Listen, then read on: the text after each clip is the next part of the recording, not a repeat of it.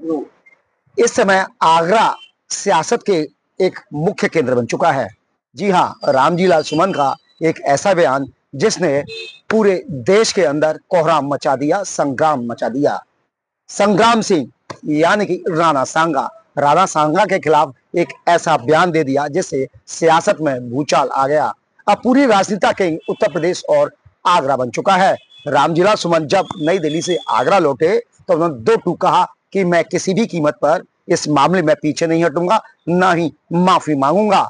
फिर क्या था, क्षत्रिय समाज के साथ साथ हिंदूवादी, भाजपा, विश्व हिंदू परिषद, बजरंग दल, तमाम संगठन सड़क पर उतरकर आंदोलन करते हुए दिखाई दे रहे हैं। हमारे साथ है दिग्विजय सिंह, माफ कीजिएगा, दिग्विजय तिवारी। उनसे सीधे बात करेंगे, आखिर विश्व हिंदू परिषद किस ओर जाना चाहती है और जो मामला चल रहा है, कहीं ना कहीं लगता है कि बजरंग दल, विश्व हिंदू परिषद बहुत पीछे रह गई है इसको प्रदर्शन को लेकर, क्योंकि बहुत भाजपा से भी और तमाम संगठन, हिंदूवादी संगठनों से भी आगे रहती थी।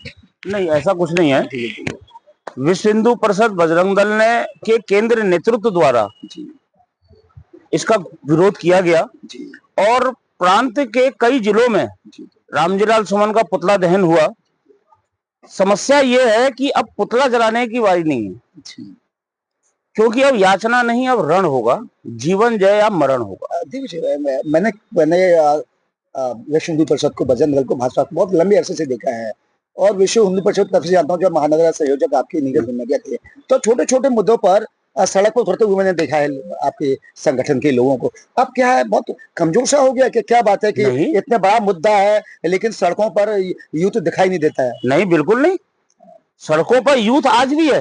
अभी हम लोगों ने अखिलेश यादव का पुतला जलाया, जिन्होंने ये बोला कि गाय के पेशाब से बदबू आती है, दुर्गंध आती है। जिस गौमूत्र को पीकर लोग अपनी बीमारियों का इलाज करते हैं, उस गाय के पेशाब से उन्होंने कहा कि दुर्गंध आती है और खुद को यदुवंशी कहते हैं। वो यदुवंशी भगवान श्री कृष्ण यदुवंशी, जिन्होंने गौ पालन किया, गौ रक्षा का संकल्प लिया। आज भी बजरंग दल का ध्येय उद्देश्य जो है गौ रक्षा का है। तो बजरंग दल, विश्व हिंदू परिषद कहीं पर भी किसी आंदोलन में पीछे नहीं रहता। समस्या यहाँ आ जाती है जब ये राजनीतिक मामले बयानबाजी शुरू हो जाती है, तो हम लोग उस राजनीति का, हम देखिए, विश्व हिंदू परिषद बजरंग दल पूर्ण रूप से एक राष्ट्रवादी विचारधारा का संगठन है। हम लोग धार्मिक संगठन है। हमारा उद्देश्य होता है समाज को देव भक्ति से राष्ट्र भक्ति की ओर लेकर जाना।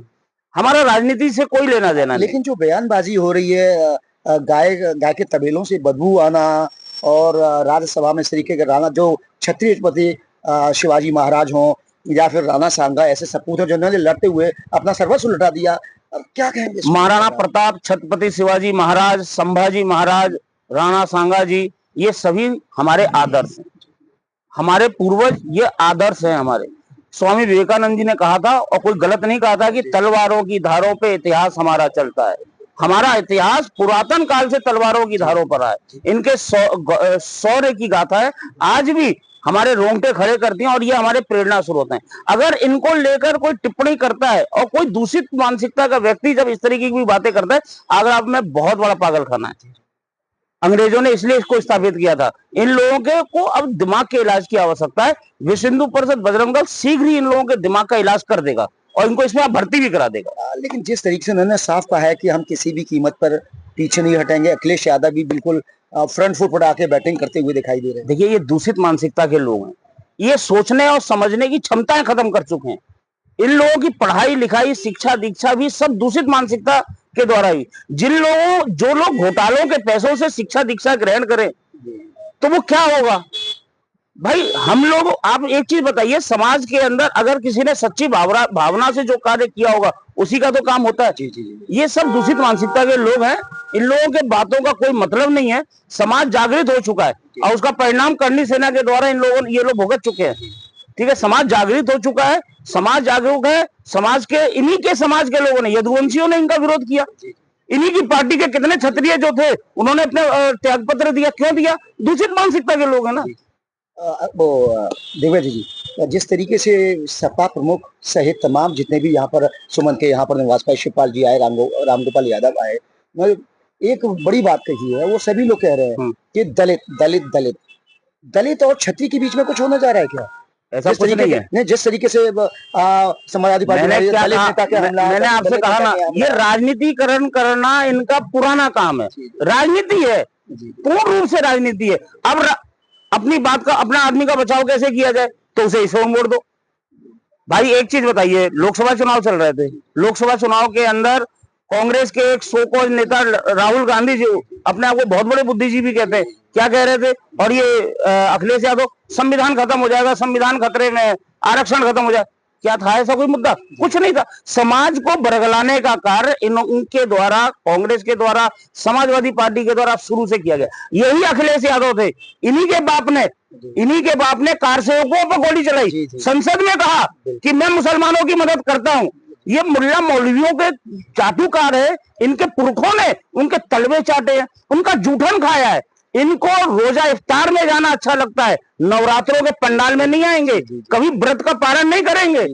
तो ये वो दूषित मानसिकता के लोग हैं, ये सिर्फ और सिर्फ इस्लामीकरण कराना चाहते हैं। ये चाहते हैं कि हिंदू बटे, और हिंदू जब कटेगा तब उस पर राज करेंगे। लेकिन अब इनको पता चल जाना चाहिए कि ना तो हिंदू बटेगा और ना हिंदू कटेगा। देखिए जो एक आखिरी सवाल मैं पूछना चाहूंगा, जिस तरीके से बयानबाजी चल रही है, राणा सांगा औरंगजेब को लेकर बयानबाजी हो रही है, तो आपको नहीं लगता है समाजवादी पार्टी को कहीं ना कहीं आप लोगों द्वारा इतिहास की अधिक जानकारी देने की बात करनी चाहिए? देखिए, तो इतिहास को तोड़ो मरोड़ कर, मैं आपको बताऊं, इतिहास, इसीलिए ये नई शिक्षा नीति आई।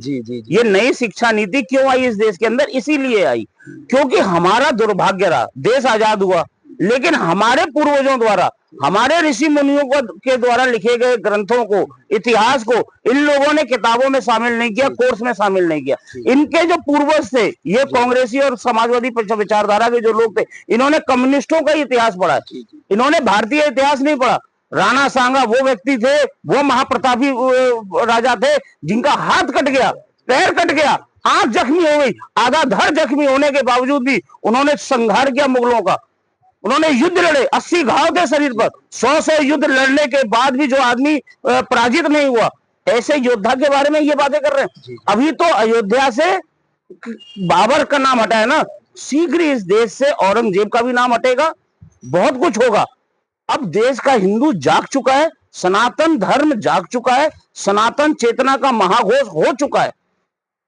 अब डरने की बात नहीं है, अब डरने की बात नहीं है, और सनातन धर्म जा चुका है, हिंदू जा चुका है, ये कहना है दिग्विजय नाथ तिवारी का। अब देखना होगा कि जिस तरीके से देश के अंदर राणा सांगा औरंगजेब की सियासत चल रही है, ये और क्या रंग दिखाएगी, क्या देश का माहौल खराब करने का प्रयास किया जा रहा है, ये आने वाला वक्त बताएगा। प्रदीप रावत, उत्तर प्रदेश टाइम्स, आगरा।